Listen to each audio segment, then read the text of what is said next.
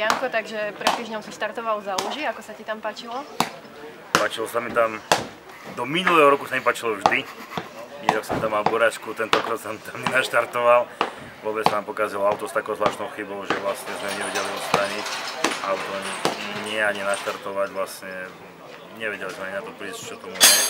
V nedeľu auto sa nám podarilo oživiť nejak ráno, ale bohužiaľ znova do ostrej jazdy tá chyba nastala, tak sa nám to, keby nebolo predo mnou havárie a že by horelo auto, tak asi nestihnem štart.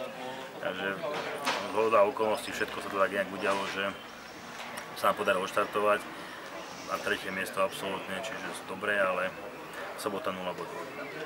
Škoda, no uvidíme, ako to bude na Jahodnej, ako to tu vidíš? No, tuto vidím takisto ako za Luži, pretože my stále máme tú chybu na tom aute a stále nevieme, čo tomu je. Takže vlastne dúfajme, že sa to prejaví tak, že už keď dneska o tom vieme, kedy to auto ide a kedy nejde, sa budeme snažiť tomu nejak predísť, budeme vidieť. To si myslíš, že ti bude takým veľkým súperom? Tak určite mladý Zvrček a Igor a niektorí Poliaci, a tak to je dobré. Keď je boj, tak je boj. Takže aký výsledok tak očakávaš? Ja si nikdy netypnem, kde to očakávam, ale tak bol by som rád, keby som sa niekto držal stále do toho tretieho miesta. Dobre, tak ďakujeme.